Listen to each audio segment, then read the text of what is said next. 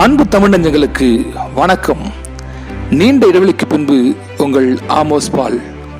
இது தேர்தல் காலம், தேர்தல் களம். கேட்கலாம், பார்க்கலாம், சிந்திக்கலாம். தொடர்ந்தேர்ச்சியான காணொலி பதிவுகளை நீங்கள் காண நம்ம யூடியூப் சேனலை சப்ஸ்கிரைப் பண்ணுங்க, லைக் பண்ணுங்க, கமெண்ட் பண்ணுங்க. வாங்க நிகழ்ச்சிக்குள்ள போகலாம். நம்ம அரசாங்கத்தையோ கட்சிகளையோ புண்படுத்தும் நோக்கத்தோடு பதிவிடப்பட்ட காணொலி இது அல்ல. நெசுக்கப்படும் ஜனநாயகம், பெருகி வரும் சர்வாதிகாரம், கொடிகட்டி பறக்கும் கார்ப்பரேட்டின் அதிகாரங்கள், கூறு போட்டு விற்கப்படும் இந்திய பொதுத்துறைகள், பெண்கள் மற்றும் குழந்தைகள் வாழ தகுதியற்ற நாடாக மாறி வரும் நிலைமை, வேலையில்லா திண்டாட்டம், தலைவிரி கோலம், கட்டழுக்கப்படும் மதவாத அரசியல், சிதறும் சிறுபான்மைய சமூகம், பறிக்கப்படும் மாநில உரிமைகள், சஞ்சலத்துக்குள்ளாக்கப்படும் சமூக நீதி, காற்றில் பறக்கும் கல்வித்தரம், அதிகமாக்கப்படும் விவசாயிகளின் தற்கொலை, வீணாக்கப்படும் மக்களின் வரிப்பணம், ஒரே ஒரு கல்லாய் நிற்கும் சுகாதாரம், ஊழல் உச்சபட்ச நிலையில் இருக்கும் நிலை, பாட்சிச சக்திகள், சனாதன சக்திகள் என்ற வார்த்தைகளை அதிகமாய் கேட்கப்படும் நேரம், பெருகி வரும் பாலியல் குற்றங்கள், போலீஸ் துறையின் அத்துமீறல்கள் என பட்டியலிட்டுக் கொண்டே போகலாம். இவைகள் எல்லாவற்றிலிருந்தும் நம்மால் மாற்ற முடியும். தீர்வு காணும் நாள், விடையும் உண்டாக்கும் நாள் ஏப்ரல் 6. சட்டசபை என்பது 234 உறுப்பினர்களை கொண்ட மகா சபையாகும்.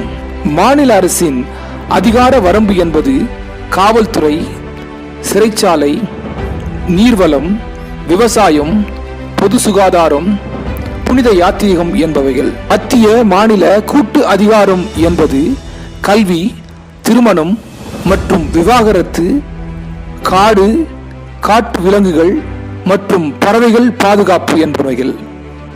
சட்டசபை உறுப்பினருக்கு பல அதிகாரங்கள் உண்டு என்பது உண்மைதான். இந்த அதிகாரம் யாரால் வந்தது, எப்படி வந்தது, எதனால் வந்தது தெரியுமா? அவையெல்லாம் நம்மால் வந்தது. அவர் ஒரு சராசரி சாதாரண மனிதர்தான். அந்த அதிகாரத்தை பணத்திற்கோ, பரிசு பொருளுக்கோ, சோத்துக்கோ, சாராயத்துக்கோ தயவு செய்து விற்க வேண்டாம்.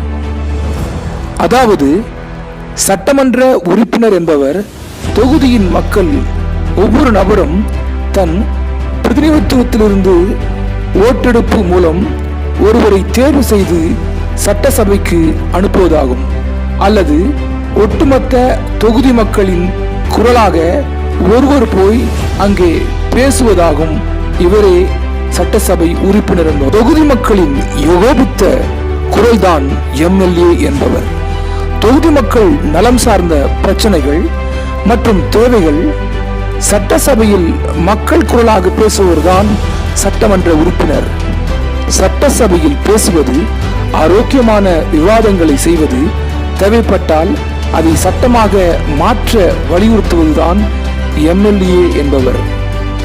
மாறாக சட்டமன்ற உறுப்பினர் என்பவர் அதிகார துர்பிரயோகம் செய்பவர் அல்ல, கட்ட பஞ்சாயத்து செய்வதும் அல்ல, கொள்ளையடிப்பது, ஊழல் செய்வது, மக்கள் பணத்தை வீணாக்குவது, மக்களை வந்து தொகுதியில் சந்திக்காமல் இருப்பது, தான் கொடுத்த வாக்குறுதியை நிறைவேற்றாமல் இருப்பது சட்டமன்ற உறுப்பினர் அல்ல.